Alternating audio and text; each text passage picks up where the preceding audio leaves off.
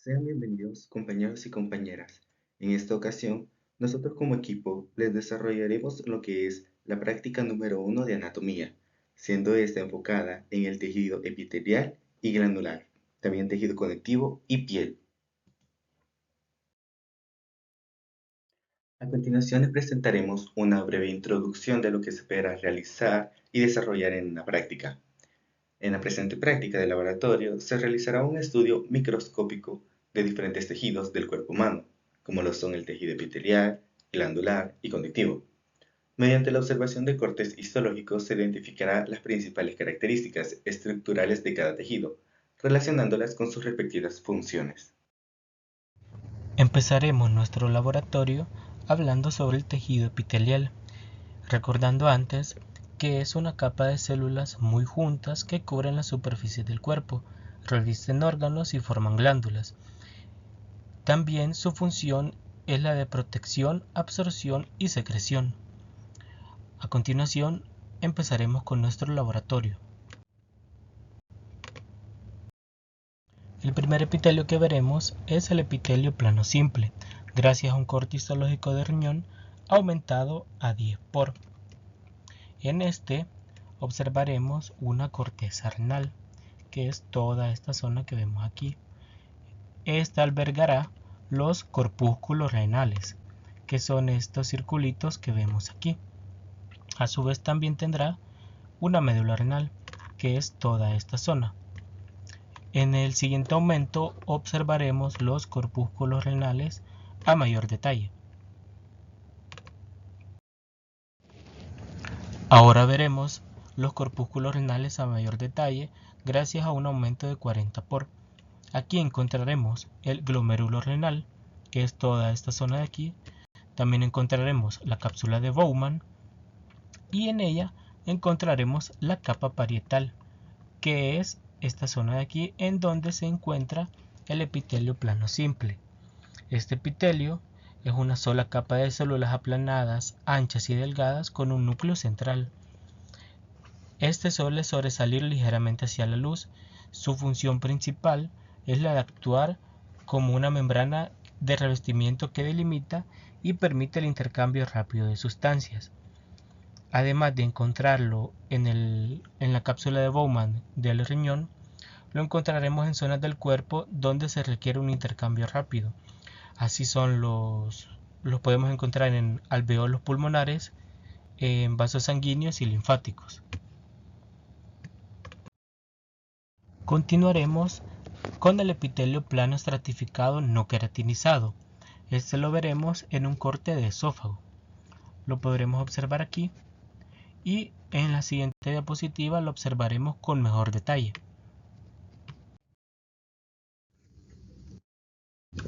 Ahora, viéndolo de mejor manera, identificaremos el epitelio plano en toda esta zona de aquí, recordando que este epitelio está formado por múltiples capas de células, las cuales en su base son más cúbicas, y a medida que vamos ascendiendo hacia la superficie, estas se van aplanando. A diferencia de como veremos más adelante en la piel, estas células no tienen una capa de queratina muerta arriba. Esto hace que sus células superficiales conserven su núcleo y se mantengan vivas y húmedas. Y el por qué es porque su función fundamental es la de brindar una fuerte resistencia contra la fricción, el desgaste constante y la abrasión producida por el paso de alimentos u otras sustancias. Además de encontrarlo en esta zona del cuerpo, también lo podemos encontrar en la cavidad oral, es decir, en la boca o en la vagina. Ahora veremos al epitelio pseudoestratificado cilíndrico ciliado, y este lo veremos gracias a un corte de tráquea en donde lo podremos observar en toda esta zona de aquí. En la siguiente imagen lo podremos observar de mejor manera y diremos todas sus características y funciones. Ahora veremos a mejor detalle el epitelio pseudoestratificado cilíndrico ciliado, el cual lo encontraremos en toda esta parte de aquí. Una de sus características es que da la impresión de tener varias capas, debido a que los núcleos están a diferentes alturas. Pero en realidad es una sola capa, donde todas sus células descansan sobre una membrana basal, que es la que tenemos aquí. Además, este tiene núcleos de las células columnales, que son estas zonas rojas que vemos aquí. También observaremos las células caliciformes, que se encargan de producir el moco, y también incorpora los cilios, que son todos estos que vemos por aquí. Su función es clave para el sistema respiratorio, ya que las células caliciformes son las que atrapan el polvo y los microorganismos, y los cilios, mediante un movimiento coordinado de barrido, empujan ese moco hacia afuera para limpiar las vías aéreas. Fuera de este corte de tráquea, este tejido de epitelio también se encuentra en zonas como los bronquios principales, la cavidad nasal y la nasofaringe. Bueno, a continuación yo les hablaré un poco sobre el epitelio de transición. Este epitelio tiene un aspecto el cual puede variar, de estando en reposo o distendido. Cuando éste se encuentra en reposo, posee varias capas celulares, siendo características de esta capa superficiales, como se puede observar acá, grandes, células grandes y redondas. Cuando se distiende, el epitelio se adelgaza y las células superficiales se aplanan, llegando a tener un aspecto parecido al epitelio plano estratificado. Este tejido es caracterizado por tapizar la vejiga y parte de la uretra y los uréteres. Por eso llega a tener el nombre de urotelio. En las imágenes tenemos el corte de vejiga en 40 por, como ya había mencionado, tenemos la capa superficial donde se encuentra la mayor parte de las características antes mencionadas, grandes y redondas. También tenemos una pequeña diferencia en las células en esta parte de acá, que se puede ser la capa intermedia. También tenemos el corte de vejiga en 10 por, siendo este corte un poco más difícil de visualizar el epitelio de transición. Pero en esta parte de acá, como se puede observar, tenemos lo que es la capa superficial o el epitelio de transición. A continuación de la capa superficial, se puede observar también el tejido conectivo. El tejido conectivo también se caracteriza por estar pegado a la membrana basal. Y después de la membrana basal, podemos encontrar en esta parte de acá lo que es el músculo.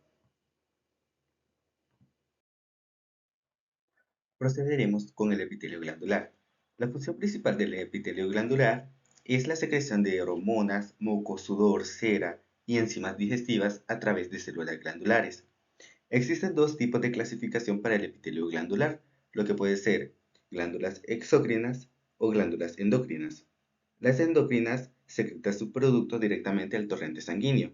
En cambio, las exócrinas secretan su producto dentro de conductos que desembocan a la superficie de un epitelio de revestimiento, como lo puede ser cutánea o a la luz de un órgano hueco.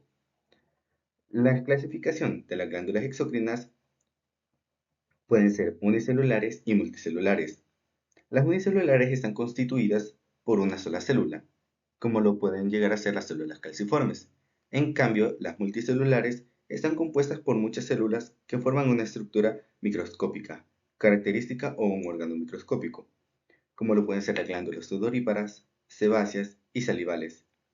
La clasificación de las glándulas multicelulares tienden a ser el número de conductos, la forma de la unidad secretora, el mecanismo de secreción o el tipo de secreción, siendo el tipo de secreción nuestro enfoque en el laboratorio número 1. Las glándulas exocrinas se caracterizan por tener tres tipos de secreciones: cerosas, mucosas y mixtas. A continuación podemos observar lo que tenemos un acino seroso. Se caracterizan principalmente, como ya se sabe, por el citoplasma basófilo, por tener un núcleo redondeado y cerca de la base, y también se ven gránulos. Los gránulos son los que le dan esta coloración violeta, y a través de estos puntitos que se pueden ver de un color violeta o morado más intenso, son los núcleos que se encuentran cerca del centro o de la base. También tenemos lo que son los acinos mucosos, que se caracterizan por tener un núcleo aplanado y contra la base, y un citoplasma pálido. Como se puede observar, los núcleos se encuentran alrededor y no en el centro, a diferencia del acino seroso. y tienen esta coloración blanquecina, ya que debido al citoplasma pálido no pueden colorearse a diferencia del ácido ceroso. Y también tenemos lo que son los ácidos mixtos. Los ácidos mixtos están formados por una unidad mucosa, como se puede observar por las características de esto, los núcleos alrededor y una coloración pálida, pero con la diferencia de que tiene una media luna cerosa, como se puede observar en esta parte de acá. Están unidos directamente y el ácido mixto produce tanto moco como serum.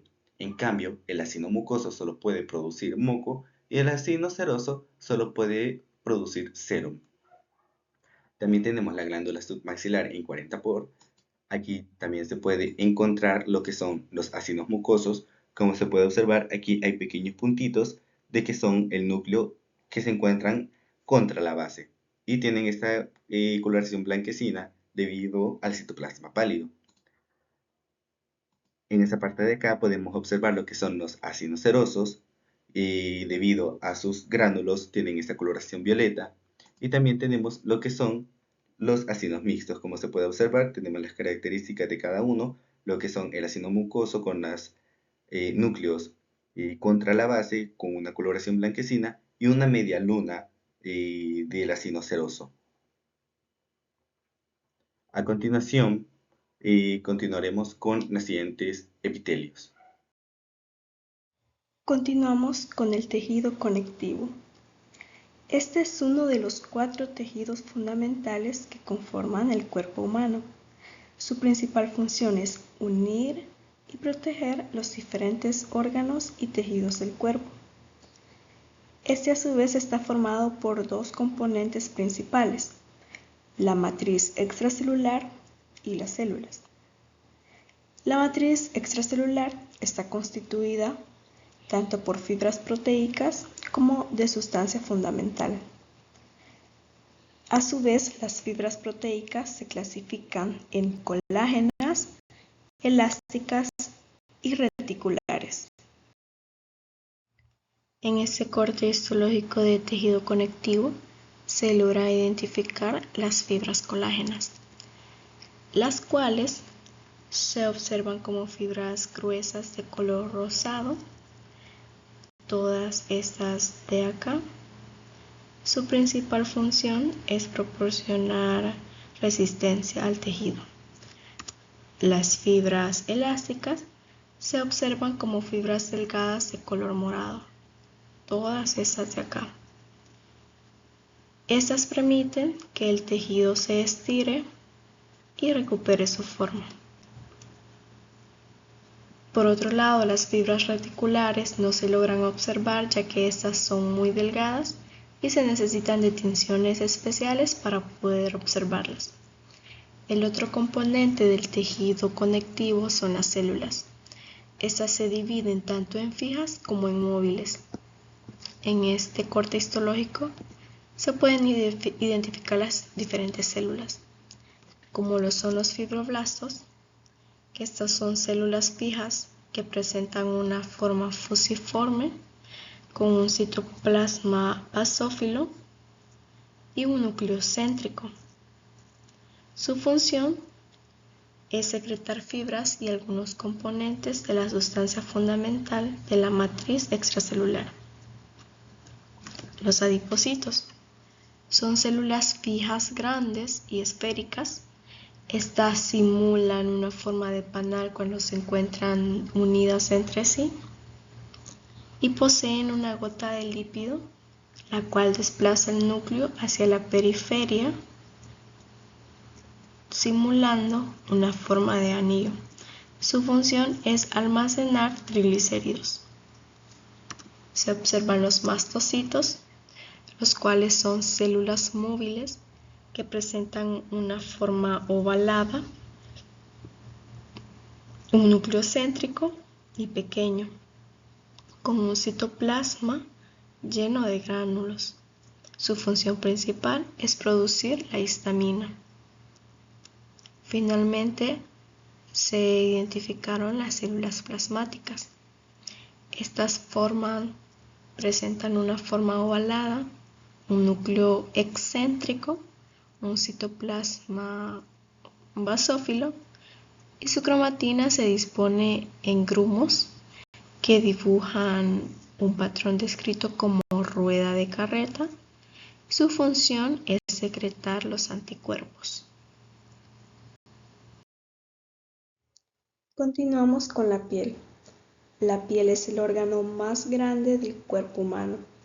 Dentro de sus funciones principales se encuentra proteger al organismo, regular la temperatura corporal, entre muchas otras. La piel está formada por dos capas principales. La epidermis, la cual es un tejido epitelial plano estratificado queratinizado, y la dermis, que es un tejido conectivo. La epidermis se subdivide en 5 capas o estratos, mientras que la dermis se divide en 2 capas. Se observa un corte histológico de piel delgada. La piel delgada cubre la mayor parte de nuestro cuerpo. Una de sus principales características es que no posee uno de los 5 estratos que conforman la epidermis. En la imagen se puede observar la epidermis, que es la capa más externa, y justo debajo de ella se encuentra la dermis, es toda esa parte de acá. Debido a que la epidermis es muy delgada y la imagen se observa con un menor aumento, resulta muy difícil diferenciar sus estratos. Para identificarlos es necesario observar el corte con un mayor aumento. Sin embargo, en la dermis sí se pueden diferenciar sus 2 capas.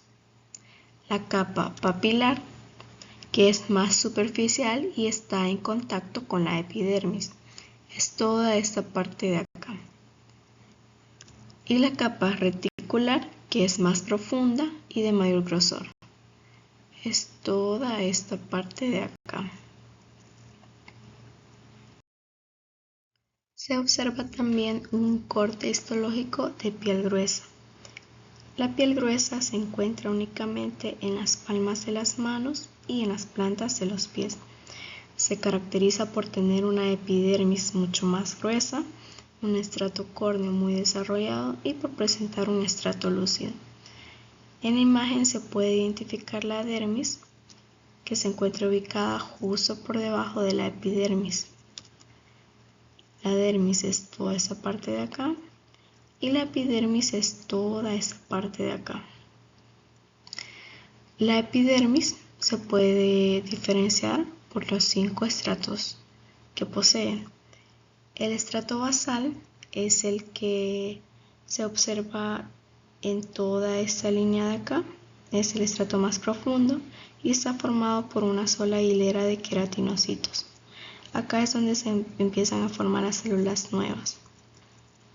Tenemos el estrato espinoso, que se encuentra justo por encima del estrato basal. Este está formado de 8 a 10 hileras de queratinocitos, por lo que se observa mucho más gruesa. Y es toda esta parte de acá. Tenemos al estrato granuloso, que contiene de 3 a 5 hileras de queratinocitos aplanados, donde continúan el proceso de queratinización y se ubica justo por debajo del estrato lúcido. Es estas hileras que se observan acá, de diferente color a las del estrato espinoso. Tenemos al estrato lúcido. Es una zona delgada en la superficie del estrato granuloso que solo se ve en la piel gruesa. Las células que conforman este estrato no tienen núcleos ni otros organelos. Y es esta línea rosada que se observa acá. Finalmente tenemos el estrato córneo, que está formado por aproximadamente de 25 a 30 capas de células planas muertas y llenas de queratina. Se observa como una capa gruesa debido a que proporciona mayor protección frente al roce y la fricción. Es toda esta parte de acá. El estrato córneo en piel gruesa es más grueso que en la piel delgada. Entonces la principal diferencia con la piel delgada es precisamente la presencia del estrato lúcido y el mayor grosor del estrato córneo. Y es así como culminamos el seminario 1 de la práctica 1 de la materia de anatomía.